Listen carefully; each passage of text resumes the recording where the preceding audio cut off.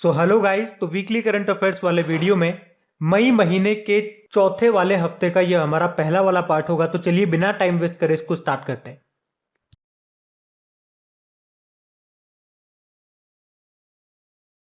तो देखिए, पहला प्रश्न और ये बहुत इंपॉर्टेंट प्रश्न है कि अभी वर्ल्ड कोरियोग्राफी अवार्ड 2020 जीतने वाले पहले भारतीय कौन बन गए।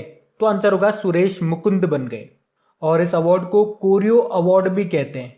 और इसी के साथ ये सुरेश मुकुंद ये अवार्ड जीतने वाले पहले भारतीय बन गए हैं। और उन्होंने हिट अमेरिकी टीवी रियलिटी शो है वर्ल्ड ऑफ डांस, उसमें अपने काम के लिए टीवी रियलिटी शो प्रतियोगिता श्रेणी में ये पुरस्कार जीता है।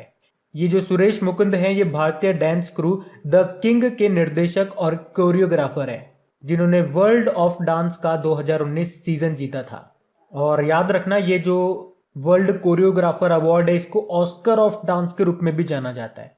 और अगर आपसे एग्जाम में पूछा जाए ग्रीन ऑस्कर किसको कहते हैं, तो व्हीटली अवार्ड को कहते हैं।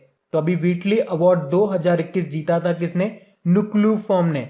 अमूर फॉल्कन के संरक्षण के लिए ये नागालैंड से हैं और पहले भारतीय बने थे ये व्हीटली अवार्ड जीतने वाले। व्हीटली अवार्ड जिसे ग्रीन ऑस्कर कहते हैं। बाकी शकुंतला थिल्स्टेड विश्व खाद्य पुरस्कार 2021 जीता इन्होंने। और doctor Tahira Qutubuddin Arab world Nobel पुरस्कार जीतने वाली पहले भारतीय बनी थी ये। देखो, दो नाम मैं आपको और बताऊंगा। बढ़ते आगे। फिर बताइए, किस बास्केटबॉल खिलाड़ी को मरणोपरांत बास्केटबॉल हॉल ऑफ फेम में शामिल किया गया? तो आंसर होगा कोबे ब्रायंट।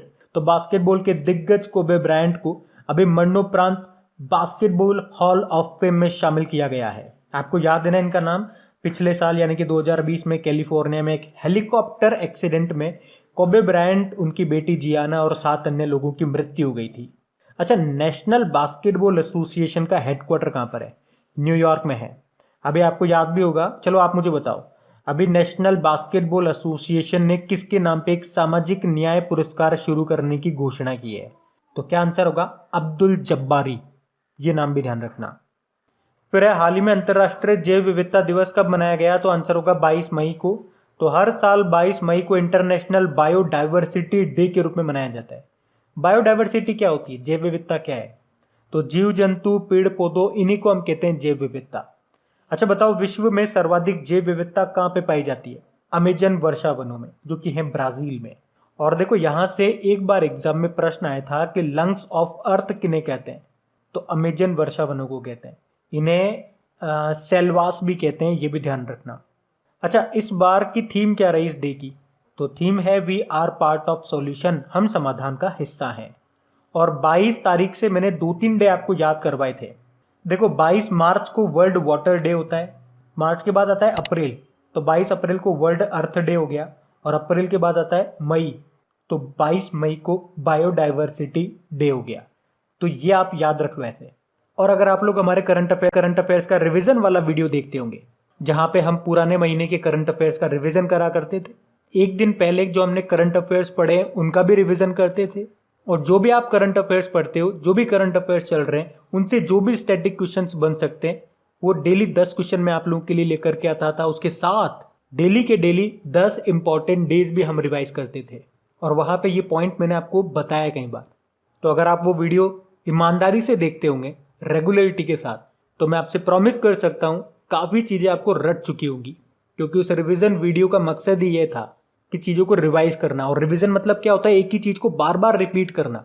तो उसमें कई बार हम क्वेश्चंस को रिपीट पर रिपीट करते थे, लेकिन उसका फायदा आपको तभी मिलेगा अगर आप वहां पे रेगुलरिटी रखो, ईमानदारी रखो। तो मेरे अकेले मेहनत करने से कुछ नहीं होता, आपको भी सपोर्ट करना पड़ेगा, साथ देना पड़ेगा। चलिए अभी बढ़ते हैं आगे। अच्छा बताइए, अंतरराष्ट्रीय हॉकी महासंघ ने अभी किस देश की हॉकी टीम को एटिनी ग्लिचिट्स पुरस्कार से सम्मानित किया? तो आंसर होगा भारत। तो अभी इंटरनेशनल हॉकी फेडरेशन ने हॉकी इंडिया को इस पुरस्कार से सम्मानित किया है। और इस पुरस्कार का नाम है एटिनी ग्लिचिट्स। तो हॉकी की प्रगति और विकास में शानदार योगदान के लिए मान्यता देते हुए हॉकी इंडिया को ये एटिनी ग्लिचिट्स पुरस्कार का विजेता घोषित किया है। और हॉकी इंडिया के अलावा मैं आपको बता दूं, अभी उज्बेकिस्तान हॉकी फेडरेशन को पाब्लो नेग्रे पुरस्कार मिला और पोलिश हॉकी फेडरेशन को थियो इकेमा पुरस्कार मिला। तो याद रखना, अगर एग्जाम में आपसे पूछा जाए एटिनी ग्लिचिट्स अवार्ड किस क्षेत्र से संबंधित है? तो हॉकी से है। कौन देता है? International hockey federation. अच्छा, हमारे हॉकी इंडिया के अध्यक्ष कौन है? ज्ञानेंद्रो निगुंग बाम है, ये मणिपुर से हैं। जबकि इंटरनेशनल हॉकी फेडरेशन का हेडक्वार्टर मिलेगा आपको लॉजेन स्विट्जरलैंड में, और इसके सीईओ हैं थियरी वेल। उसके अलावा आप जानते हो 2023 में मेंस हॉकी वर्ल्ड कप होगा भारत में, भारत के उड़ीसा में होगा, और उड़ीसा में भी 2 जगह पे होगा, भुवनेश्वर और राउरकेला में। और राउरकेला में आप जानते हो भारत का सबसे बड़ा हॉकी स्टेडियम बन रहा है, जिसका नाम बिरसा मुंडा के नाम पे रखा गया है। और 2018 में जो मेंस हॉकी वर्ल्ड कप हुआ था वो भी भारत में हुआ था, भारत के उड़ीसा में, जिसे किसने जीता था? बेल्जियम ने जीता था। अच्छा, बेल्जियम की कैपिटल क्या है? ब्रुसेल है, ब्रुसेल। और ब्रुसेल में ही आपको हेडक्वार्टर मिलेगा यूरोपियन यूनियन का और नाटो का। चलिए, एक प्रश्न मुझे आप बता दो, 2020 में किस हॉकी प्लेयर को राजीव गांधी खेल रत्न पुरस्कार मिला था? तो मैं बता देता हूं, याद रखना, रानी रामपाल आंसर होगा। याद रखना, ये सारे इंपॉर्टेंट क्वेश्चन मैं आपको बताते जा रहा हूं, ध्यान से सुनते जाना। और गाइज, अगर सेशन अच्छा लग रहा है, मेरी मेहनत अच्छी लग रही है, तो प्लीज इसे शेयर जरूर करना अपने दोस्तों में। जो भी आपका स्टडी ग्रुप हो गया, जो भी आपके मित्र मंडली हो गई, वहां पे इस वीडियो के लिंक को एक बार शेयर जरूर कर देना, और अपने दोस्तों को एक बार बोलना जरूर कि एक बार चैनल को विजिट जरूर करें, वीडियो को जरूर देखें, और लाइक करना मत भूलना। अगर अभी तक आपने सेशन को लाइक नहीं किया तो इसे लाइक जरूर करना। हम बढ़ते हैं आगे। फिर है, हाल ही में किसने टेम्पल्टन पुरस्कार 2021 जीता? तो आंसर होगा जैन गुडॉल ने। तो वर्ष 2021 का ये प्रतिष्ठित टेम्पल्टन पुरस्कार ये दिया गया संरक्षणवादी जैन गुडॉल को। ये जो टेम्पल्टन पुरस्कार है दुनिया का सबसे बड़ा व्यक्तिगत पुरस्कारों में से एक है, और ये महान लोगों को जैसे कि मदर टेरेसा, दलाई लामा जैसे व्यक्तियों को भी मिल चुका है, और अब मिला है जैन गुडॉल को। बाकी डगलस स्टुअर्ट 2020 का बुकर पुरस्कार मिला था इन्हें अपने उपन्यास शुगी बैन के लिए। मारिके लुकास रिजने वर्ल्ड, नाम तो सुना ही होगा, ये नीदरलैंड से हैं, और इन्होंने इंटरनेशनल बुकर पुरस्कार जीता था अपने उपन्यास द डिस्कम्फर्ट ऑफ इवनिंग के लिए। और ये जो डगलस स्टुअर्ट हैं, ये कहाँ से हैं? ये स्कॉटलैंड से हैं। बाकी मारिया रेसा, ये फिलीपींस की जर्नलिस्ट हैं। अभी इन्होंने यूनेस्को गुइलर्मो कैनो विश्व प्रेस स्वतंत्रता पुरस्कार जीता था। तो ये भी इंपॉर्टेंट नाम है सारे, ध्यान रखना। फिर बताइए, अभी हाल ही में विश्व कछुआ दिवस, वर्ल्ड टर्टल डे कब मनाया गया? तो आंसर होगा 23 मई को। तो विश्व कछुआ दिवस ये एक वार्षिक कार्यक्रम है जो कि 2003 से 23 मई को मनाया जा रहा है, और इसे मनाने का उद्देश्य है लोगों को कछुओं और कछुओं के आवासों की रक्षा के बारे में शिक्षित करना। वर्ल्ड टर्टल डे, इसकी थीम है टर्टल रॉक। फिर बताइए, अभी हाल ही में इजराइल ने सौम्या संतोष को मानद नागरिकता देने का फैसला किया। इनका संबंध किस राज्य से है? तो केरल से हैं ये। एक्चुअली में अभी इजराइल और हमास के बीच में जो संघर्ष चल रहा था, दोनों एक दूसरे के ऊपर मिसाइलें छोड़ रहे थे।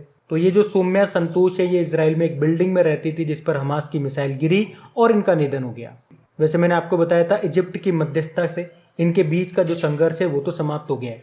उसके बाद इजराइल ने कहा कि ये जो सौम्या संतोष है ये फरिश्तों की तरह काम करते थे, इसलिए इनके बलिदान को याद रखा जाएगा और इन्हें मानद नागरिकता देगा इजराइल। तो एक्चुअल में जब भी कोई विदेशी इजराइल में अविश्वसनीय काम करता है तो उसे मिलती है मानद नागरिकता की उपाधि, जो अभी दी गई है सौम्या संतोष को। तो ये नाम इंपॉर्टेंट रहेगा। कहाँ से है ये? केरल के इडुक्की से है, मतलब इनके पति और इनके जो बच्चे हैं वो केरल में रहते हैं, ये वहाँ पे काम करती थी। इजराइल की कैपिटल क्या है? जेरूसलम है, और यहीं पे आपको मिलेगा अल अक्सा मस्जिद, जो भी काफी न्यूज में थी, याद रखना। अल अक्सा मस्जिद कहाँ पर है? जेरूसलम, इजराइल में। बेंजामिन नेतन्याहू यहाँ के प्रधानमंत्री हैं, और इजरायली न्यू शेकेल यहाँ की करेंसी है। फिर बताइए, हाल ही में किसे इंडिया बायोडाइवर्सिटी अवार्ड 2021 से सम्मानित किया गया? तो आंसर होगा शाजी NM को। तो इंडिया बायोडाइवर्सिटी अवार्ड 2021 ये दिया गया शाजी NM को।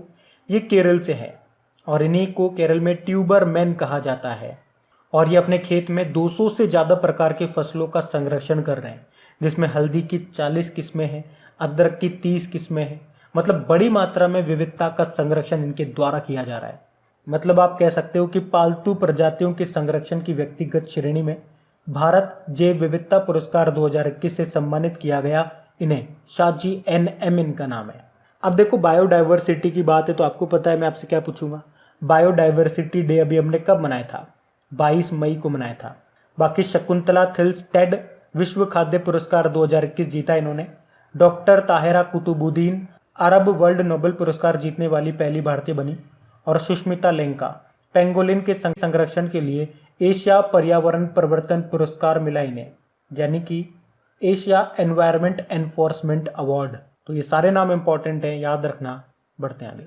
अभी एशिया कप 2021 को कब तक के लिए स्थगित कर दिया गया? 2023 तक के लिए। वैसे तो ये एशिया कप 2020 में होने थे, कहाँ पे? पाकिस्तान में। फिर इसे स्थगित कर दिया गया और बोला 2021 में होंगे, और 2021 में ये श्रीलंका में होंगे। लेकिन अभी फिर से स्थगित कर दिया गया कोविड-19 के कारण ही, और बोला 2023 में होंगे, लेकिन होंगे श्रीलंका में ही। और लास्ट टाइम ये एशिया कप कब हुए थे? 2018 में हुए थे यूनाइटेड अरब अमीरात में, जिसे भारत ने जीता था। एशिया कप का संबंध किससे है? वैसे आप समझ गए होंगे, क्रिकेट से है। और ये जो टूर्नामेंट है हर 2 साल में एक बार होता है। और मेंस क्रिकेट वर्ल्ड कप 2023 आप जानते ही हो, वो भारत में होंगे। देखो, क्रिकेट से एक बड़ी इंपॉर्टेंट ट्रॉफी है CK नायडू ट्रॉफी। कई बार एग्जाम में रिपीट होता है, ये प्रश्न सीधा आता है। CK नायडू ट्रॉफी का संबंध किस खेल से है? क्रिकेट से है। और CK नायडू की बेटी का नाम है चंद्रा नायडू। ये पहली महिला कमेंट्रेटर थी। इनका नाम मैं आपको क्यों बता रहा हूँ? क्योंकि अभी इनका निधन हो गया। न्यूज में था इनका नाम, याद रखना। देखो, CK नायडू ट्रॉफी हो गया, इसके अलावा डूरंड कप हो गया, ये भी एग्जाम में आता है। इसका संबंध किससे है? इसका संबंध फुटबॉल से है। बाकी मैं आपको बता चुका हूँ उबेर कप के बारे में और थॉमस कप के बारे में। इसका संबंध बैडमिंटन से है। तो एशिया कप 2021 को कब तक के लिए स्थगित कर दिया? 2023 तक के लिए। तो 2023 से आपको याद होगा, भारतीय रेलवे पूरी तरह से इलेक्ट्रिफाइड भी हो जाएगा 2023 तक, और पूरी तरह से ग्रीन एनर्जी यानी कि नॉन रिन्यूएबल एनर्जी यानी कि अक्षय ऊर्जा पे चलने लगेगा 2030 तक। ये भी ध्यान रखो। बताइए, अभी NBA नेशनल बास्केटबॉल एसोसिएशन का 6वां मैन ऑफ द ईयर पुरस्कार किसने जीता? तो आंसर होगा जॉर्डन क्लार्कसन ने। तो यूटा के जॉर्डन क्लार्कसन को अभी नेशनल बास्केटबॉल एसोसिएशन के 6ठे मैन ऑफ द ईयर के रूप में घोषित किया गया। और वही सीजन में एक मैच में 40 अंक प्राप्त करने वाले इकलौते खिलाड़ी हैं। और नेशनल बास्केटबॉल एसोसिएशन से कुछ याद आता होगा, अभी बास्केटबॉल के दिग्गज कोबे ब्रायंट को मरणोपरांत बास्केटबॉल हॉल ऑफ फेम में शामिल किया गया। और नेशनल बास्केटबॉल एसोसिएशन का हेडक्वार्टर है न्यूयॉर्क में। और अभी इसने किसके नाम पे एक सामाजिक न्याय पुरस्कार शुरू करने की घोषणा की? अब्दुल जब्बारी। देखो, मार्था कून की बात करेंगे तो केन्या की पहली महिला चीफ जस्टिस बनी है ये। मारिया रेसा, ये यूनेस्को गुइलर्मो कैनो विश्व प्रेस स्वतंत्रता पुरस्कार जीता, फिलीपींस की जर्नलिस्ट हैं। और एंद्रिया मेजा, इनको आ गया मजा। ये मैक्सिको से है। और मजा क्यों आया है मेजा को? क्योंकि मिस यूनिवर्सिटी 2020 का खिताब जीत लिया ना इन्होंने, इसीलिए। बताइए किसे FIH यानी कि international hockey federation president award से सम्मानित किया गया? तो आंसर होगा VK पांडियन को। तो उड़ीसा के जो मुख्यमंत्री है ना, नवीन पटनायक, उनके निधि सचिव हैं ये VK पांडियन, और इन्हीं को FIH प्रेसिडेंट अवार्ड से सम्मानित किया गया। क्यों? तो राज्य में हॉकी को बढ़ावा देने के उनके उत्कृष्ट प्रयासों के लिए उनको ये सम्मान मिला है। अभी इंटरनेशनल हॉकी फेडरेशन के फिर से अध्यक्ष चुने गए नरेंद्र बत्रा। हेमंत बिस्वा शर्मा ये इंडियन बैडमिंटन एसोसिएशन के अध्यक्ष हैं, और अभी 2021 से 2025 तक के लिए बैडमिंटन वर्ल्ड फेडरेशन परिषद का सदस्य के रूप में इनको चुना गया। वीना जॉर्ज केरल की नई स्वास्थ्य मंत्री बनी है ये। और इंटरनेशनल हॉकी फेडरेशन का हेडक्वार्टर पूछूंगा तो लाओसेन स्विट्जरलैंड में है। CEO थियरा वेल है। फिर बताइए, हाल ही में किसने अंतर्राष्ट्रीय डबलिन साहित्य पुरस्कार 2021 जीता है? तो आंसर होगा वेलेरिया लुसेली ने। तो मैक्सिकन लेखिका हैं ये वेलेरिया लुसेली, और अभी इन्होंने अपने उपन्यास लास्ट चिल्ड्रन आर्काइव के लिए अंतर्राष्ट्रीय डबलिन साहित्य पुरस्कार 2021 जीता। ये आयरलैंड का सर्वोच्च साहित्य सम्मान है, और इसमें पुरस्कार राशि के रूप में 1,00,000 यूरो दिए जाते हैं। रुपये में बात करेंगे तो लगभग 89,27,000 रुपये। और इसी कारण से इसे साहित्य के लिए दुनिया का सबसे धनी पुरस्कारों में से एक माना जाता है। और ये जो पुरस्कार है ये अंग्रेजी में लिखित उपन्यासों को दिया जाता है। अच्छा, अभी अगर मैं आपसे पूछूं, हिंदी में साहित्य अकादमी अवार्ड किसे मिला था? अनामिका को मिला था उनके उपन्यास टोकरी में दिगंत के लिए। और अंग्रेजी का मिला था अरुंधति सुब्रमण्यम को when God is a traveller नाम के उपन्यास के लिए। बाकी डगलस स्टुअर्ट मैन बुकर पुरस्कार 2020 जीता था अपने उपन्यास शुगी बैन के लिए, ये स्कॉटलैंड से हैं। और मारिके लुकास रजने वर्ल्ड, ये नीदरलैंड से हैं। इन्हें द डिस्कम्फर्ट ऑफ इवनिंग के लिए इंटरनेशनल बुकर अवार्ड 2020 मिला था। बाकी जैन गुडॉल टेम्पल्टन पुरस्कार 2021 इन्होंने जीता।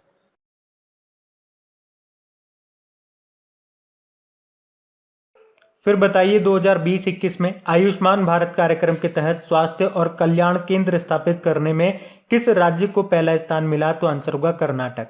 तो 2020-21 में आयुष्मान भारत कार्यक्रम के तहत स्वास्थ्य और कल्याण केंद्र यानी कि हेल्थ एंड वेलनेस सेंटर स्थापित करने में कर्नाटक को पहला स्थान मिला है।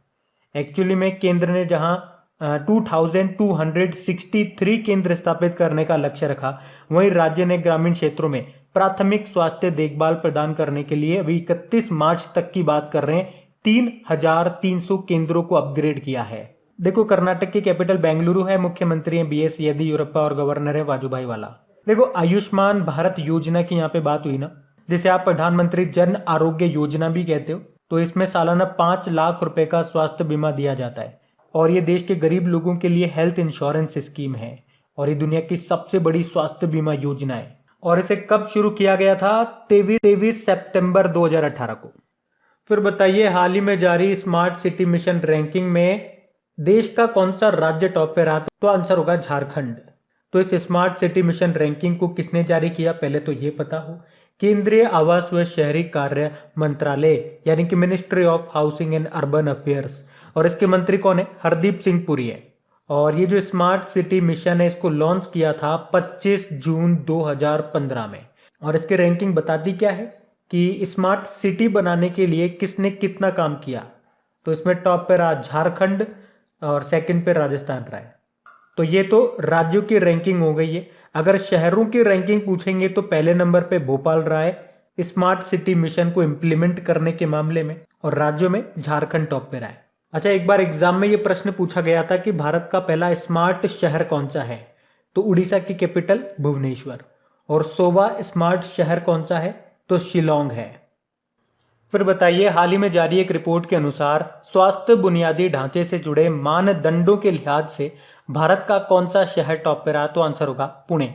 तो अभी online real estate portal housing.com की रिपोर्ट आई और उसके अनुसार पुणे जो है ये भारत का सबसे अच्छा शहर है अगर हम बात करें हेल्थ इंफ्रास्ट्रक्चर की। पुणे में हर 1000 लोगों पे 3.5 बेड है हॉस्पिटल्स में, जो भारत में सबसे ज्यादा है। और दूसरे नंबर पे गुजरात का अहमदाबाद है जहां हर 1000 लोगों पे 3.2 बेड है। और इस रिपोर्ट में जो दिल्ली एनसीआर है वो सबसे नीचे है, यानी कि वहां की स्वास्थ्य प्रणाली सबसे खराब है। और वहां पे हेल्थ इंफ्रास्ट्रक्चर खराब होने का एक कारण यह भी है कि यहाँ पे पॉल्यूशन बहुत ज्यादा है। तो वैसे तो ये प्राइवेट वेबसाइट की रिपोर्ट है, लेकिन अगर हम सरकारी रिपोर्ट को भी देख लें, जैसे कि नीति आयोग का जो हेल्थ केयर इंडेक्स था, उसके अनुसार भारत में सबसे अच्छा हेल्थ केयर किसका है? केरल का। और सबसे खराब उत्तर प्रदेश का है। फिर बताइए अभी हाल ही में फोर्ब्स के द्वारा जारी 2021 की सबसे अमीर एथलीटों की सूची में टॉपर कौन है? तो आंसर होगा कोनोर मैकग्रेगर। तो अभी फोर्ब्स ने 2021 के 10 सबसे अधिक भुगतान पाने वाले एथलीटों की अपनी वार्षिक सूची जारी की है और इसमें यूएफसी स्टार कोनोर मैकग्रेगर ने पिछले एक साल में $180 मिलियन की कमाई करके फुटबॉल स्टार लियोनेल मेसी और क्रिस्टियानो रोनाल्डो को पीछे छोड़कर दुनिया में सबसे अधिक भुगतान पाने वाले ये एथलीट बन गए हैं। कोनोर मैकग्रेगर ये आयरलैंड से हैं और ये मिक्स्ड मार्शल आर्ट से संबंध रखते हैं। सेकंड नंबर पे लियोनेल मेसी हैं जो कि अर्जेंटीना के फुटबॉल प्लेयर हैं, और तीसरे पे हैं क्रिस्टियानो रोनाल्डो जो कि पुर्तगाल के हैं। बताइए हाल ही में जारी 57वां अक्षय ऊर्जा देश आकर्षण सूचकांक 2021 में भारत कौन से स्थान पे रहा? तीसरे स्थान पे। तो अक्षय ऊर्जा आकर्षण सूचकांक, जिसको अंग्रेजी में बोलेंगे renewable energy country attractiveness index, इसे जारी कौन करता है? अर्नेस्ट एंड यंग संस्थान इसे 2003 से जारी करता आ रहा है और इसे एक साल में 2 बार जारी किया जाता है। तो ये इंडेक्स बताता है कि किस देश ने स्वच्छ ऊर्जा के लिए, ग्रीन एनर्जी यानी कि रिन्यूएबल एनर्जी के लिए कितना आकर्षण किया इन्वेस्टमेंट को बढ़ाने में। तो इसमें पहले नंबर पे यूएसए है, सेकंड नंबर पे चाइना है और तीसरे नंबर पे है भारत। देखो ऊर्जा से आपको याद आता होगा वैश्विक ऊर्जा संक्रमण सूचकांक 2021 यानी कि ग्लोबल एनर्जी ट्रांजिशन इंडेक्स 2021, जिसको वर्ल्ड इकोनॉमिस्ट फोरम ने जारी किया था। उसमें भारत 87 नंबर पे था और टॉप पे था स्वीडन। अच्छा, भारत के रिन्यूएबल एनर्जी का टारगेट क्या है 2030 तक का? 450 गीगावाट का। फिर बताइए, अभी हाल ही में किस देश ने $2,227 यानी कि लगभग 1.62 लाख रुपए प्रति व्यक्ति आए पर कैपिटा इनकम के साथ भारत को इस मामले में पीछे छोड़ दिया? तो आंसर होगा बांग्लादेश ने। मतलब कि बांग्लादेश की जो पर कैपिटा इनकम है वो कितनी हो चुकी है? $2,227 और भारत की कितनी है? $1,947। एक्चुअली में जब बांग्लादेश 1971 में पाकिस्तान से अलग हुआ था, ये बहुत गरीब देश था। फिर 2007 में हमने देखा कि भारत की जो पर कैपिटा इनकम है वो बांग्लादेश से डबल थी और अब देखिए 2021 में बांग्लादेश पर कैपिटा इनकम में भारत से आगे निकल गया। अच्छा, अगर आपसे पूछा जाए स्वाधीनता पुरस्कार ये किस देश का सर्वोच्च सम्मान है, तो याद रखना बांग्लादेश का। बांग्लादेश की कैपिटल है ढाका, जहां पे आपको मिलेगा बिम्स्टेक का हेडक्वार्टर। करेंसी इसकी टका है। इसके प्रधानमंत्री हैं शेख हसीना, प्रेसिडेंट है अब्दुल हामिद। फिर बताइए, हाल ही में ब्लूमबर्ग बिलियनियर्स इंडेक्स के अनुसार एशिया के दूसरे सबसे अमीर व्यक्ति कौन बन गए? तो आंसर होगा गौतम अडानी। तो ब्लूमबर्ग बिलियनियर्स इंडेक्स के अनुसार अरबपति गौतम अडानी चीनी टाइकून जोंग शैनशैन को पीछे छोड़ते हुए दूसरे सबसे अमीर एशियाई बन गए हैं। पहले नंबर पे तो मुकेश अंबानी है, जो कि भारत और एशिया के सबसे अमीर व्यक्ति हैं। दुनिया में 13वें नंबर पे आते हैं ये। और अब भारत और एशिया के दूसरे सबसे अमीर व्यक्ति बन गए गौतम अडानी। पूरे विश्व में 14वें नंबर पे आते हैं ये। और पूरे विश्व में सबसे अमीर हैं अमेजन के संस्थापक जेफ बेजोस, जो टेस्ला और स्पेस एक्स के संस्थापक हैं एलन मस्क, ये दूसरे स्थान पे हैं। 13वें नंबर पे है मुकेश अंबानी।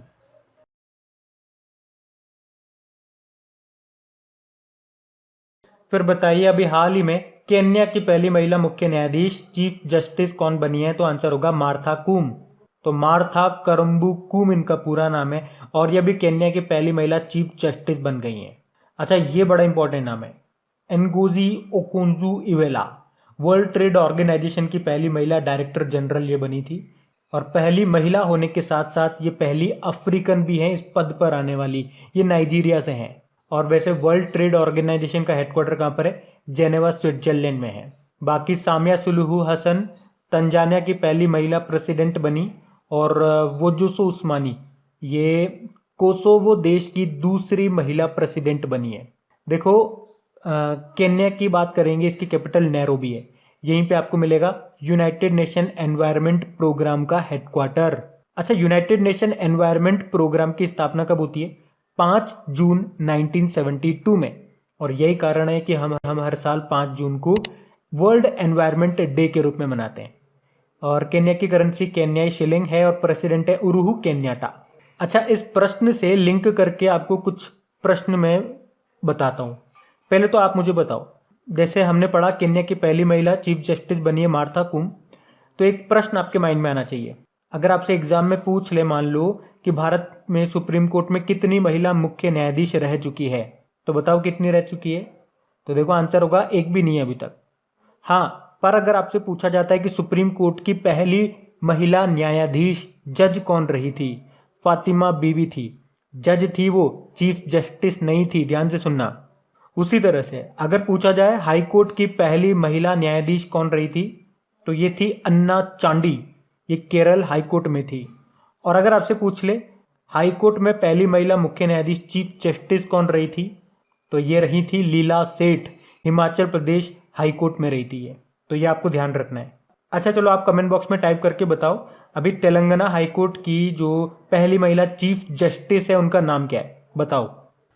बताइए, अभी बेलारूस में किसे भारतीय राजदूत इंडियन एम्बेसडर बनाया गया? तो आंसर होगा आलोक रंजन झा को। बेलारूस ये एक यूरोपीय महाद्वीप का देश है जिसकी कैपिटल होती है मिन्स्क। करेंसी है बेलारूसी रूबल और प्रेसिडेंट है अलेक्जेंडर लुकाशेंको। अभी सुरेश मुकुंद, आपको याद है, वर्ल्ड कोरियोग्राफी अवार्ड 2021 जीतने वाले पहले भारतीय बने ये। और इस अवार्ड को, कौन से अवार्ड को? वर्ल्ड कोरियोग्राफी अवार्ड को ऑस्कर ऑफ डांस भी कहा जाता है। अर्जन भुल्लर मिक्स्ड मार्शल आर्ट खिताब जीतने वाले भारतीय मूल के पहले फाइटर बने। वैसे कनाडा की तरफ से खेलते हैं ये। मतलब ऐसा है कि कोई भी भारतीय मूल का व्यक्ति अच्छा काम करता है तो हम उसे अपना बना लेते हैं। तो भारतीय मूल के पहले फाइटर बने हैं ये और रिप्रेजेंट करते हैं ये कनाडा को। और एस बालचंद्रन की बात करेंगे, सूरीनाम में भारतीय राजदूत बने ये। फिर बताइए, हाल ही में अंतरराष्ट्रीय हॉकी महासंघ के अध्यक्ष के रूप में अभी किसे फिर से चुना गया? तो आंसर होगा नरेंद्र बत्रा। आप समझ गए होंगे, फिर से चुना गया मतलब अभी इंटरनेशनल हॉकी फेडरेशन के अध्यक्ष यही है नरेंद्र बत्रा, लेकिन अभी फिर से इन्हें दूसरे कार्यकाल के लिए भी चुन लिया गया है। नरेंद्र बत्रा ये इंडियन ओलंपिक एसोसिएशन के अध्यक्ष भी हैं और इंटरनेशनल ओलंपिक कमेटी के सदस्य भी हैं। तो अब ये इंटरनेशनल हॉकी फेडरेशन के अध्यक्ष 2024 तक बने रहेंगे। याद रखना, ये एकमात्र एशियाई हैं इस पद पर रहने वाले। और इंटरनेशनल हॉकी फेडरेशन का हेडक्वार्टर कहाँ पर है? लॉजेन, स्विट्जरलैंड में। इसके सीईओ हैं थियरी वेल। और हमने पढ़ा था हॉकी इंडिया को प्रतिष्ठित एटिनी ग्लिचिट्स पुरस्कार के लिए भी चुना था इंटरनेशनल हॉकी फेडरेशन ने। बाकी पीआर श्रीजेश ये भारतीय हॉकी टीम के गोलकीपर हैं। इन्हें अभी इंटरनेशनल हॉकी फेडरेशन एथलीट समिति का सदस्य बनाया गया। अरुण कुमार सिंह ये भारत पेट्रोलियम कॉरपोरेशन लिमिटेड की सीएमडी बने और कृति करंत वाइल्ड इनोवेटर अवार्ड जीतने वाली पहली भारतीय महिला बनी है। अच्छा, फिर बताइए, अभी कांगो गणराज्य में नए प्रधानमंत्री कौन बन गए? तो आंसर होगा कोलिनेट माकुसो। वैसे अभी आपको याद होगा कांगो गणराज्य में नए राष्ट्रपति बने थे कौन? डेनिस ससो नेगेसो। और अभी उन्होंने ही अनाटोल कोलिनेट माकुसो को नया प्रधानमंत्री नियुक्त किया है। बाकी सामिया सुलुहु हसन तंजानिया की पहली महिला प्रेसिडेंट बनी। यावेरी मुसेवेनी युगांडा के 6वीं बार प्रेसिडेंट बने। और काजा कलास एस्टोनिया की पहली महिला प्रधानमंत्री बनी है। कांगो गणराज्य ये सेंट्रल अफ्रीकन कंट्री है जिसकी कैपिटल होती है ब्राज़ील। फिर बताइए, हाल ही में बैडमिंटन वर्ल्ड फेडरेशन परिषद के सदस्य के रूप में किसे चुना गया? तो आंसर होगा हेमंत बिस्वा शर्मा को। तो अभी भारतीय बैडमिंटन संघ के जो अध्यक्ष हैं हेमंत बिस्वा शर्मा, उनको 2021 से लेकर 2025 तक के लिए बैडमिंटन वर्ल्ड फेडरेशन परिषद के सदस्य के रूप में चुना गया है। ये जो हेमंत बिस्वा शर्मा है ये भारतीय बैडमिंटन संघ के अध्यक्ष तो हैं ही, साथ में ये बैडमिंटन एशिया के उपाध्यक्ष भी हैं और अभी ये असम के मुख्यमंत्री भी बने थे। अच्छा, बैडमिंटन वर्ल्ड फेडरेशन का हेडक्वार्टर कहाँ पर है? कुआलालंपुर मलेशिया में है और इसके अध्यक्ष हैं पॉल एरिक। अभी नरेंद्र बत्रा आपने पढ़ा था, फिर से इंटरनेशनल हॉकी फेडरेशन के अध्यक्ष बन गए। और एस रमणा ये सिडबी के सीएमडी बने। और रमणा से आपको याद आता है N V Ramana chief justice of India बने 48th नंबर के। अभी आपको याद होगा आई एम बैडमिंटन अभियान और बिलीव इन स्पोर्ट्स अभियान के लिए किसे एम्बेसडर बनाया गया? पीवी सिंधु और माइकल ली को। और देखो, बैडमिंटन से आप याद रखो, 2 इंपॉर्टेंट कप मैं आपको बताता हूँ, ये अक्सर एग्जाम में पूछे जाते हैं। जैसे कि थॉमस कप का संबंध किससे है या फिर उबेर कप का संबंध किससे है। ये दोनों प्रश्न एग्जाम में आए हुए हैं, इसलिए मैं आपको बता रहा हूँ बैडमिंटन से इनका संबंध है। ये बैडमिंटन के कप है। बताइए, अभी किसे लाइबेरिया गणराज्य में भारतीय राजदूत इंडियन एम्बेसडर बनाया गया? प्रदीप कुमार यादव को। लाइबेरिया ये एक पश्चिमी अफ्रीकी देश है जिसकी कैपिटल है मोनरोविया। करेंसी है लाइबेरियन डॉलर। प्रेसिडेंट है जॉर्ज वे। बाकी आलोक रंजन झा बेलारूस में भारतीय राजदूत बने। एस बालचंद्रन सूरीनाम में भारतीय राजदूत बने थे। नुक्कू फॉर्म का नाम बहुत इंपॉर्टेंट है। अभी व्हीटली अवार्ड 2021 जीता था इन्होंने अमूर फॉल्कन के संरक्षण के लिए। नागालैंड से हैं ये और ये पहले भारतीय बने ये अवार्ड जीतने वाले।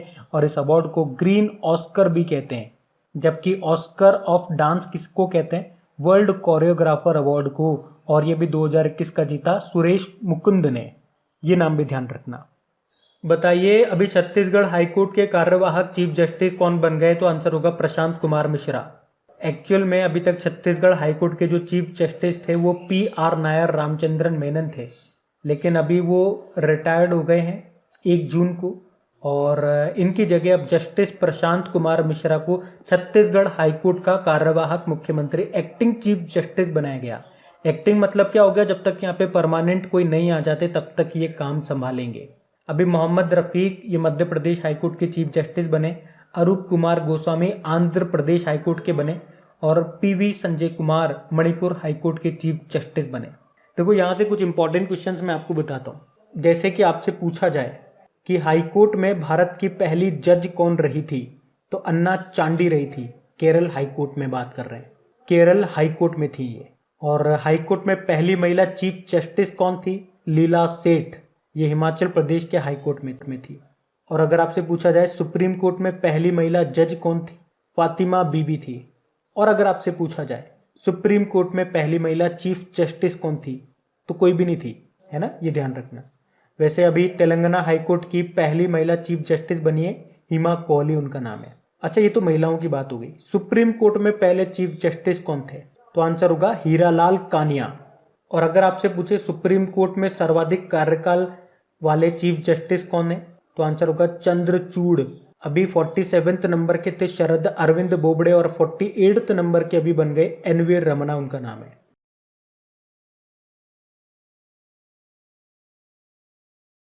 फिर बताइए, सच कहूं तो ये किसकी आत्मकथा है जिसे जून 2021 में लॉन्च किया जाएगा? ये नीना गुप्ता की है। बॉलीवुड एक्ट्रेस हैं ये नीना गुप्ता, और इनकी बायोग्राफी है सच कहूं तो। बाकी सुरेश रैना, इनकी ऑटोबायोग्राफी का नाम अभी न्यूज में था, क्या नाम है उसका? Believe What Life and Cricket Taught Me. Sonu Sood की ऑटोबायोग्राफी आई थी आई एम नो मसीहा नाम से। और पिछले साल हमारे जो पहले ग्रैंड मास्टर हैं और पहले राजीव गांधी खेल रत्न पुरस्कार से सम्मानित विश्वनाथ आनंद, इनकी ऑटोबायोग्राफी का नाम है माइंड मास्टर, ये भी याद रखना। फिर बताइए, अभी India and Asian geopolitics the past present नाम की बुक को किसने लिखा, तो आंसर होगा शिव शंकर मेनन ने। तो शिव शंकर मेनन ने ही ये बुक लिखी है। ये प्रधानमंत्री के राष्ट्रीय सुरक्षा सलाहकार और विदेश सचिव थे शिव शंकर मेनन। अच्छा, शरद पगारे, अभी 31वां व्यास सम्मान इनको मिला था इनके उपन्यास पाटलिपुत्र की सम्राज्ञी के लिए। शरण कुमार लिम्बाले 30वां सरस्वती सम्मान मिला इनके उपन्यास सनातन के लिए। और अमिताभ घोष ने अभी कौन सी बुक लिखी है, लिविंग माउंटेन नाम की बुक को किसने लिखा, तो आंसर होगा अवतार सिंह भसीन ने। तो इस बुक में 1949 से लेकर 1962 में भारत चाइना युद्ध और उसके बाद की घटनाओं का विश्लेषण किया गया। किसने लिखा? अवतार सिंह भसीन ने। बाकी नीना गुप्ता, अभी इनकी ऑटोबायोग्राफी आई है जिसका नाम है सच कहूं तो। सुनीता द्विवेदी, बुद्धा इन गंधारा नाम की बुक लिखा। और Shakoor Rather, Life in the Clock Tower Valley नाम की बुक लिखा।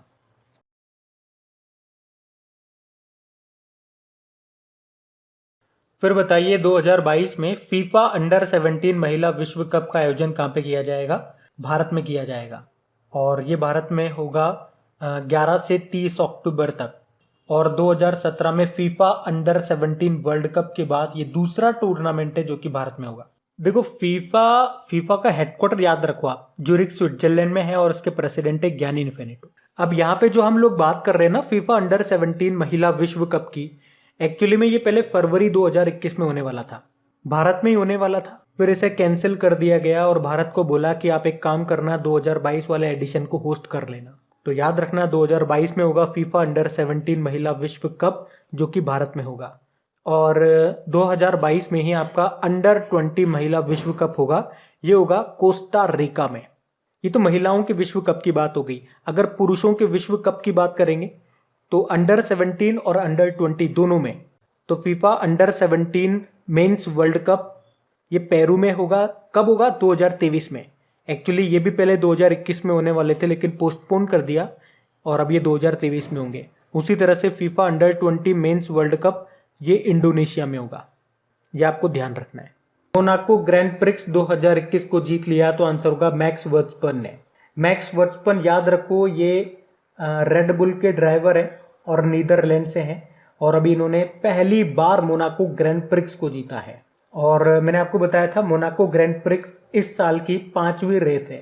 पहली रेस बहरीन ग्रैंड प्रिक्स थी जो कि लुइस हैमिल्टन ने जीती थी। दूसरी थी एमिलिया रोमाग्ना ग्रैंड प्रिक्स जिसको मैक्स वर्स्टपन ने ही जीता था। तीसरी पुर्तगाल ग्रैंड प्रिक्स रही जिसको लुइस हैमिल्टन ने जीता। चौथी स्पेनिश ग्रैंड प्रिक्स थी जो कि लुइस हैमिल्टन ने ही जीती। और अब ये 5वीं है मोनाको ग्रैंड प्रिक्स जिसको जीता मैक्स वर्स्टपन ने, याद रखना। और लुइस हैमिल्टन ये ब्रिटेन के हैं और मर्सिडीज के ड्राइवर हैं। फिर बताइए, हाल ही में किसने लियोन ओपन जीत लिया? तो आंसर होगा स्टेफानोस सित्सिपास ने। और ये किस देश के प्लेयर हैं? ये ग्रीक टेनिस प्लेयर है और अभी इन्होंने ब्रिटेन के कैमरन नॉरी को हरा करके लियोन ओपन का खिताब जीत लिया। ये उनका 7वां एटीपी खिताब है। आपको याद होगा अभी अप्रैल 2021 में हमने पढ़ा था मोंटे कार्लो में अपना पहला मास्टर्स 1000 का खिताब जीता था स्टेफानोस सित्सिपास ने। देखो राफेल नडाल बड़ा इंपॉर्टेंट नाम है। वैसे तो ये स्पेन की टेनिस प्लेयर है, इन्हें किंग ऑफ क्ले कोर्ट भी कहा जाता है। और अभी इन्होंने इटालियन ओपन 2021 में मेन सिंगल टाइटल जीता था। अभी 12वीं बार बार्सिलोना ओपन टाइटल भी जीता इन्होंने। और अभी Laureus world sportsman of the year 2021 इनको चुना गया था। बाकी अलेक्जेंडर ज्वेरेव ये जर्मनी के टेनिस प्लेयर हैं और अभी मैड्रिड ओपन में मेन सिंगल टाइटल जीता इन्होंने। और नोवाक जोकोविच ये नंबर 1 टेनिस प्लेयर है, सर्बिया के हैं। और 2021 में जो ऑस्ट्रेलियन ओपन हुआ ना उसमें मेन सिंगल टाइटल इन्होंने जीता। इस साल याद रखना केवल अभी तक तो एक ही ग्रैंड स्लैम हुआ है आपका Australian open. Men single title Novak जोकोविच ने जीता उसमें। और वुमेन सिंगल टाइटल पूछेंगे तो नाओमी ओसाका ने, जो कि जापान की प्लेयर है। वैसे साल में 4 ग्रैंड स्लैम होते हैं, ऑस्ट्रेलियन ओपन, फिर होता है फ्रेंच ओपन, फिर होता है विंबलडन ओपन और फिर होता है यूएस ओपन। साथ में ये भी याद रख लो कौन सा किस कोर्ट पे खेला जाता है। तो पहला और लास्ट वाला यानी कि ऑस्ट्रेलियन ओपन और यूएस ओपन हार्ड कोर्ट पे होता है, फ्रेंच ओपन क्ले कोर्ट पे होता है और विंबलडन ओपन होता है ग्रास कोर्ट पे। एक और प्रश्न याद रख लो, पिछले साल कौन सा ग्रैंड स्लैम नहीं हुआ था? विंबलडन ओपन नहीं हुआ था, ये याद रखो।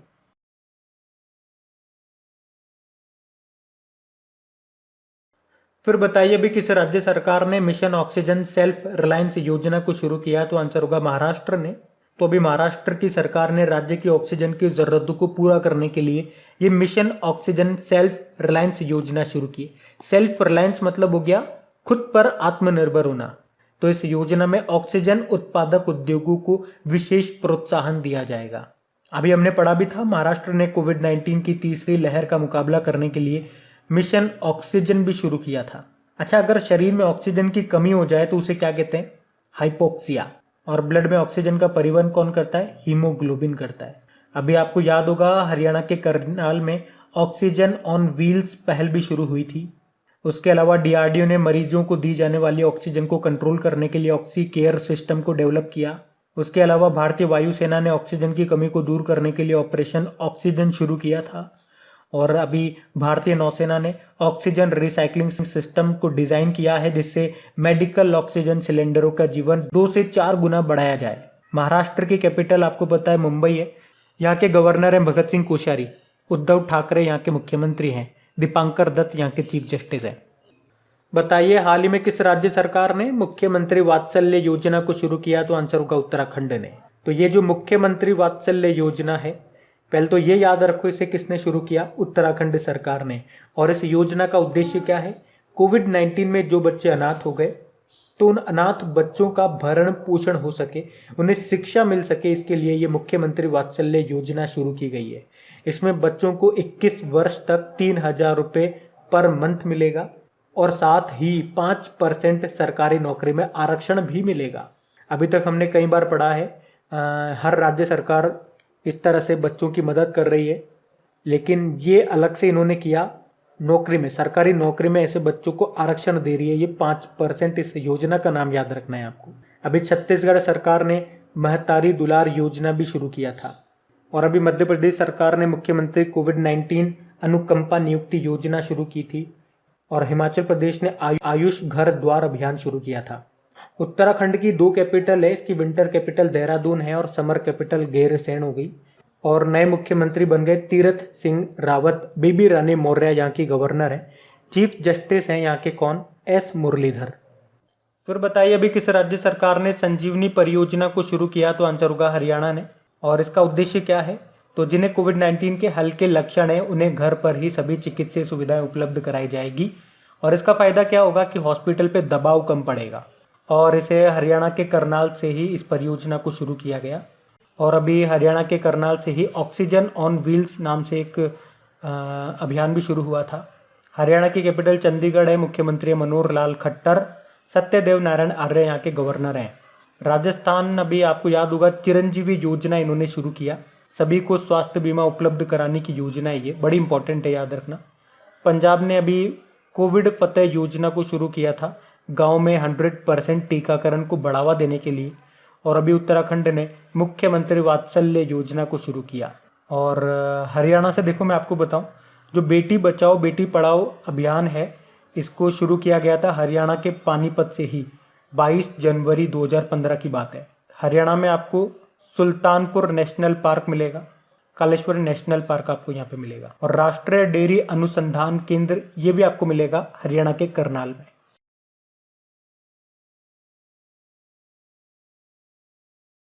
फिर बताइए हाल ही में राष्ट्रीय आतंकवाद विरोधी दिवस कब मनाया गया? तो आंसर होगा 21 मई को।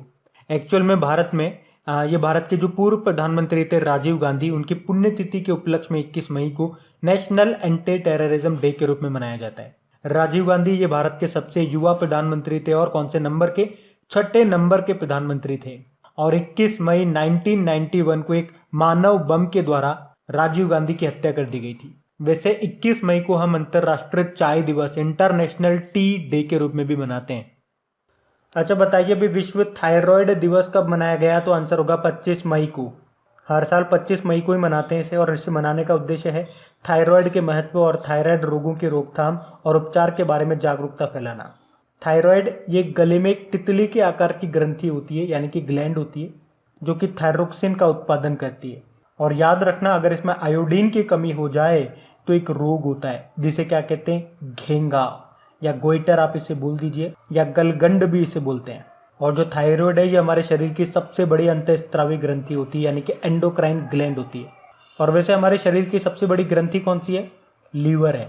देखो इसी तरह से कुछ डे में आपको और बताऊं, आप याद रखो world TB day, tuberculosis day, ये 24 मार्च को मनाया जाता है। और भारत में टीबी को खत्म करने का लक्ष्य रखा है 2025 का। जबकि मलेरिया डे होता है 25 अप्रैल और मलेरिया को खत्म करने का लक्ष्य है 2030। और वर्ल्ड लीवर डे कब होता है? ये होता है 19 अप्रैल को।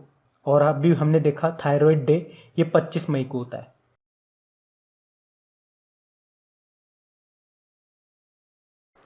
बताइए हाल ही में नेशनल सिक्योरिटी गार्ड के पूर्व प्रमुख का निधन हो गया, उनका नाम बताइए। जेके दत्त उनका नाम है। तो 26/11 के मुंबई आतंकी हमले के दौरान फोर्स का नेतृत्व करने वाले नेशनल सिक्योरिटी गार्ड के पूर्व प्रमुख जेके दत्त का अभी कोविड-19 के कारण निधन हो गया। वैसे अभी जगन्नाथ पहाड़िया का भी निधन हो गया, राजस्थान के पूर्व मुख्यमंत्री थे ये। और 1980 से 81 केवल मात्र एक साल के लिए ये मुख्यमंत्री रहे थे। वैसे हरियाणा और बिहार के ये गवर्नर भी रह चुके हैं। निधन हो गया अब इनका। और ये भी एक इंपॉर्टेंट नाम है सुंदरलाल बहुगुणा। ये प्रसिद्ध पर्यावरणविद थे सुंदरलाल बहुगुणा। कोविड-19 के कारण इनका निधन हो गया। और इन्हें चिपको आंदोलन में अग्रणी भूमिका के लिए जाना जाता है। अच्छा, चिपको आंदोलन जो 1730 में हुआ था राजस्थान के जोधपुर के खेजड़ली में, अमृता देवी बिश्नोई जी के नेतृत्व में जो चिपको आंदोलन हुआ था उसकी बात नहीं कर रहे। उत्तराखंड में जो चिपको आंदोलन हुआ था वो किया था सुंदरलाल बहुगुणा जी ने 1974 में। तो ये हैं वो सुंदरलाल बहुगुणा। और इसी तरह का एक चिपको आंदोलन साउथ इंडिया में भी हुआ था कर्नाटक में 1983 में, उसको कहा जाता है अपिक्को आंदोलन। वैसे सुंदरलाल बहुगुणा इन्होंने तिहरी डैम जो कि भारत का सबसे ऊंचा डैम है उत्तराखंड में आपको मिलेगा, किस नदी पे है? तो भागीरथी नदी पर है। तो उसका भी विरोध किया था इन्होंने। तो वो थे ये सुंदरलाल बहुगुणा, इसलिए मैंने आपको स्टार्टिंग में कहा इंपॉर्टेंट नाम है। तो प्रश्न में तो पूछा जा रहा है नेशनल सिक्योरिटी गार्ड के पूर्व प्रमुख का निधन हो गया, लेकिन मैंने आपको 2-3 पॉइंट एक्स्ट्रा और बता दिए, वो भी ध्यान रखना। वैसे वर्तमान में हमारे नेशनल सिक्योरिटी गार्ड कौन है? एमए गणपति। बढ़ते हैं आगे। फिर बताइए अभी हाल ही में ओपी भारद्वाज का निधन हो गया, इनका संबंध किस क्षेत्र से था? मुक्केबाजी से। और भारतीय मुक्केबाजी में पहला द्रोणाचार्य पुरस्कार मिला था इनको। और ये ओपी भारद्वाज ये 1968 से 1989 तक भारत के राष्ट्रीय मुक्केबाजी कोच थे। निधन हो गया इनका अभी, ये याद रखना आप। वैसे एक और इम्पोर्टेंट नाम मैं आपको बताऊंगा, डॉक्टर श्री कुमार बनर्जी। तो भारतीय परमाणु ऊर्जा आयोग के पूर्व अध्यक्ष थे ये डॉक्टर श्री कुमार बनर्जी, इनका भी अभी निधन हो गया। इसके अलावा ये भाभा परमाणु अनुसंधान केंद्र के भी निदेशक थे। उसके अलावा इन्हें 2005 में पद्मश्री पुरस्कार मिला था। देखो हमने कहा परमाणु ऊर्जा आयोग के ये पूर्व अध्यक्ष थे डॉक्टर श्री कुमार बनर्जी। तो परमाणु ऊर्जा आयोग के वर्तमान में अध्यक्ष कौन है? के.एन. व्यास हैं। और बार्क यानी कि भाभा परमाणु अनुसंधान केंद्र, इसका हेडक्वार्टर मिलेगा आपको ट्राम्बे महाराष्ट्र में। और भारत में परमाणु ऊर्जा कार्यक्रम का जनक किन्हें कहा जाता है? डॉक्टर होमी जहांगीर भाभा को।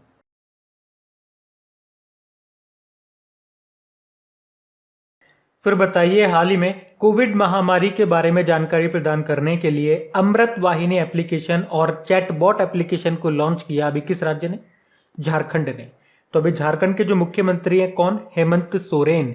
उन्होंने अभी हाल ही में अमृत वाहिनी एप्लीकेशन और चैटबॉट एप्लीकेशन को लॉन्च किया है। तो ये जो अमृत वाहिनी एप्लीकेशन है ना, इससे अस्पताल में बेड की उपलब्धता और बेड बुक करने के बारे में सभी जानकारी ऑनलाइन मिल सकेगी। और जो ये चैटबॉट एप्लीकेशन है, इसके माध्यम से कोरोना वायरस से संबंधित सभी जानकारी आप प्राप्त कर सकते हैं। बाकी अभी आपको याद होगा, मणिपुर ने मोमा मार्केट मोबाइल एप्लीकेशन को लॉन्च किया था, जिसमें कोविड-19 कर्फ्यू के समय लोगों के दरवाजे तक ताजी सब्जियां पहुंचाई जा सके। असम अभी ऑनलाइन बाढ़ रिपोर्टिंग सिस्टम शुरू करने वाला पहला राज्य बन गया और हिमाचल प्रदेश ने आयुष घर द्वार कार्यक्रम को शुरू किया। झारखंड की कैपिटल रांची है, मुख्यमंत्री हो गए हेमंत सोरेन। बताइए, हाल ही में केरल की नई स्वास्थ्य मंत्री किसे बनाया गया? तो आंसर होगा वीना जॉर्ज को।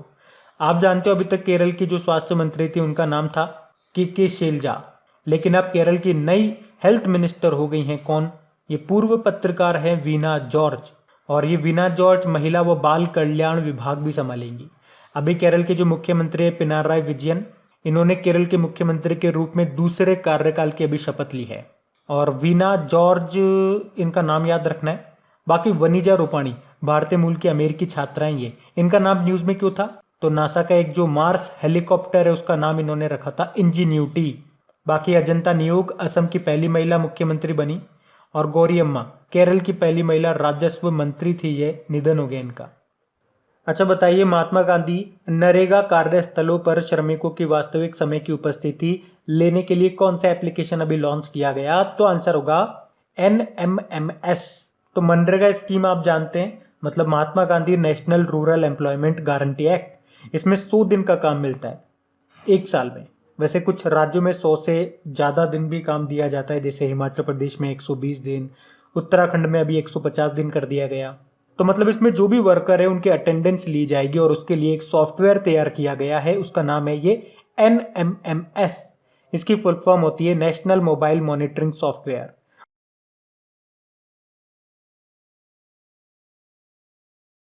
फिर बताइए, हाल ही में किसने ऑक्सीजन की कमी को कम करने के लिए ऑक्सीजन रिसाइकलिंग सिस्टम को डिजाइन किया? तो आंसर होगा भारतीय नौसेना ने। तो अभी भारतीय नौसेना ने मौजूदा ऑक्सीजन की कमी को कम करने के लिए एक ऑक्सीजन रिसाइकलिंग सिस्टम को तैयार किया है। तो ये जो ऑक्सीजन रिसाइकलिंग सिस्टम है, ये मेडिकल ऑक्सीजन जो सिलेंडर होंगे उनके जीवन को 2 से 4 गुना बढ़ा देगा। और ये होगा कैसे? एक्चुअल में होता क्या है, जब रोगी सांस लेता है ना, तो ऑक्सीजन का केवल एक छोटा सा प्रतिशत ही उसके फेफड़ों के द्वारा अवशोषित किया जाता है, और बाकी की जो ऑक्सीजन होती है वो कार्बन डाइऑक्साइड के साथ बाहर निकाल दी जाती है। तो ये जो ऑक्सीजन CO2 के साथ बाहर निकाली गई है, उसे दोबारा से इस्तेमाल किया जा सकेगा इस सिस्टम में। इसीलिए हमने कहा कि ऑक्सीजन सिलेंडर के जीवन को 2 से 4 गुना बढ़ा देगा ये सिस्टम। और अभी आपको याद भी होगा, हमारी इंडियन एयरफोर्स ने ही ऑक्सीजन की कमी को दूर करने के लिए ऑपरेशन ऑक्सीजन भी शुरू किया था। अभी DRDO ने मरीजों को दी जाने वाली ऑक्सीजन को कंट्रोल करने के लिए ऑक्सी केयर सिस्टम को डेवलप किया। और अभी भारतीय रेलवे ने पहली ऑक्सीजन एक्सप्रेस को कहां से कहां चलाया था? विशाखापत्तनम से मुंबई। उसके अलावा अभी महाराष्ट्र ने कोविड-19 की तीसरी लहर का मुकाबला करने के लिए मिशन ऑक्सीजन शुरू किया था। और भारतीय नौसेना प्रमुख कौन है? हमारे करमबीर सिंह हैं। फिर बताइए, हाल ही में भारतीय नौसेना ने पहला विध्वंसक यानी कि डेस्ट्रॉयर जिसका नाम है INS राजपूत, उसको कहां सेवा मुक्त यानी कि डीकमीशन किया? तो आंसर होगा विशाखापत्तनम। INS राजपूत, याद रखना, ये हमारी नौसेना का पहला विध्वंसक जहाज है, यानी कि डेस्ट्रॉयर है। और इसका आदर्श वाक्य क्या है? राज करेगा राजपूत। और अभी इसे 41 सालों के बाद डीकमीशन कर दिया गया। कहां से? विशाखापत्तनम से। और इसे हमने रशिया से लिया था, और जब हमने रशिया से लिया था तो इसका नाम नादेजेनी था। ये भारत का पहला डेस्ट्रॉयर था, और इसे हमारी नौसेना में कब शामिल किया गया था? 1980 में। और इसके पहले कमांडिंग ऑफिसर कौन थे? कैप्टन गुलाब मोहनलाल हीरानंदानी। अभी INS विराट के बारे में भी आपने पढ़ा होगा, इसे भी अभी सेवा मुक्त कर दिया गया। इसे हमने इंग्लैंड से लिया था। और INS विराट को कहा जाता है ग्रेट ओल्ड लेडी, ये पॉइंट भी ध्यान रखना। अच्छा, जहाजों की स्क्रैपिंग यानी कि तोड़फोड़ का काम कहां पे होता है? अलंग, गुजरात में। और याद रखना, एशिया का सबसे बड़ा शिप ब्रेकिंग यार्ड यही है। इसे ही जहाजों का कब्रिस्तान कहते हैं। फिर बताइए, हाल ही में किस दवा कंपनी ने भारत में कोविड-19 के लिए RT-PCR टेस्ट किट जिसका नाम है वीराजेन उसको लॉन्च किया? तो आंसर होगा सिप्ला ने। तो ये वीराजेन को लॉन्च किया सिप्ला कंपनी ने और ये 98.6% संवेदनशील है। किसके प्रति? SARS-CoV-2 के प्रति ये कोरोना वायरस है। मतलब 98.6% संभावना है कि ये तुरंत बता देगी कि व्यक्ति को कोरोना है या नहीं है। ये एक रियल टाइम टेस्ट किट है। अच्छा, RT-PCR आपने कई बार नाम सुना होगा। इसकी फुल फॉर्म क्या होती है? Reverse transcription polymer chain reaction. अभी आपको बता दूं, ये नया पॉइंट है, ध्यान से सुनना। DRDO ने भी अभी डिपकोवा नाम से कोविड-19 एंटीबॉडी डिटेक्शन किट को तैयार किया है। ये एक एंटीबॉडी डिटेक्शन किट है जिसको DRDO ने बनाया है, जिसका नाम है डिपकोवा। मतलब ये एंटीबॉडी को चेक करेगा कि आपके प्लाज्मा में एंटीबॉडी है या नहीं है। इसके अलावा एक और पॉइंट सुन लो, अगर आपको घर पर ही चेक करना है तो आपके लिए कोविसेल्फ भी है जिसे माई लैब ने बनाया है।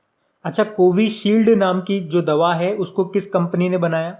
सीरम बायोटेक कंपनी ने, जो कि पुणे की है। और स्पुतनिक लाइट ये रशिया ने बनाई है। स्पुतनिक वी तो आप जानते ही हो, लेकिन स्पुतनिक लाइट भी रशिया ने बनाई है। आप कह सकते हो स्पुतनिक वी का एडवांस वर्जन है। मतलब ये एक सिंगल डोज वैक्सीन है। बाकी जो वैक्सीन है वो डबल डोज है, आपको 2 बार लेनी पड़ेगी। इसके अलावा एक कोवैक्सीन भी है जो भारत बायोटेक कंपनी ने बनाई है। फिर बताइए, प्रसिद्ध गेलापागोस द्वीप समूह ये किस महासागर में स्थित है जो अभी खबरों में रहा? तो आंसर होगा प्रशांत महासागर में। गेलापागोस आइलैंड ये इक्वेडोर में स्थित है। और किस महासागर में? तो प्रशांत महासागर में। और ये भी चर्चा में क्यों रहा? क्योंकि यहाँ पर एक बहुत बड़ी फेमस डार्विन आर्च है जो भी पानी के लगातार टकराव के कारण ढह गई है। आप फोटो में देख रहे होंगे डार्विन आर्च, ये पहले ऐसी दिखती थी, अभी इसकी छत ढह गई, अभी 2 पिल्लर ही रह गए। ये डार्विन आर्च यूनेस्को की वर्ल्ड हेरिटेज साइट में शामिल है और ये अभी टूट गई है, इसीलिए अभी चर्चा में है।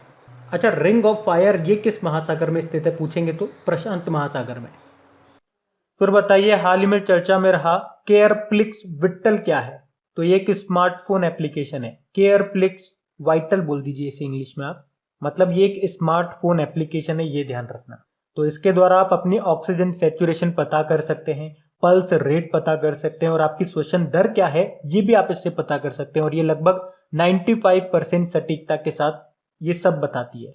और ये काम कैसे करेगा? मतलब इस एप्लीकेशन को आप अपने मोबाइल में डाउनलोड कीजिए और मोबाइल के कैमरे के आगे अपनी फिंगर को स्कैन करेंगे ना तो सारी रिपोर्ट आपके सामने आ जाएगी। और इसे बनाया है केयर नाउ स्टार्टअप ने। अभी आपको याद होगा इसरो ने भी अभी एक ऑक्सीजन कॉन्सेंट्रेटर बनाया था। 3 कॉन्सेंट्रेटर बनाए थे, 1 वेंटिलेटर बनाया था। तो 3 ऑक्सीजन कॉन्सेंट्रेटर के नाम है प्राण, स्वस्थ और वायु। और एक वेंटिलेटर बनाया, उसका नाम क्या है? श्वास। बताइए, इंटरनेट एक्सप्लोरर किस टेक्नोलॉजी कंपनी का प्रमुख ब्राउजर है? तो आंसर होगा माइक्रोसॉफ्ट। तो इंटरनेट एक्सप्लोरर को आपने कभी ना कभी यूज किया होगा। ये कब लॉन्च हुआ था वैसे? 1995 में, लेकिन ये बहुत स्लो है। फिर इसके बाद 2004 में आया था मोजिला फायरफॉक्स, फिर 2008 में आया गूगल क्रोम। तो जब ये आ गए तो इंटरनेट एक्सप्लोरर पिट गया। फिर माइक्रोसॉफ्ट ने एक और निकाला वेब ब्राउजर जिसका नाम है माइक्रोसॉफ्ट एज। तो अब माइक्रोसॉफ्ट ने कहा कि वो माइक्रोसॉफ्ट एक्सप्लोरर को बंद करेंगे। और कब करेंगे? जून 2022 में। माइक्रोसॉफ्ट की स्थापना हुई थी 1975 में। इसका हेडक्वार्टर मिलेगा वॉशिंगटन DC में और फाउंडर थे इसके बिल गेट्स और पॉल एलन। इसके वर्तमान में CEO कौन है? सत्य नडेला। बताइए, अफ्रीकी चीतों को कूनो नेशनल पार्क में लाए जाने की घोषणा की गई है। ये नेशनल पार्क कहाँ पर है? मध्य प्रदेश में है।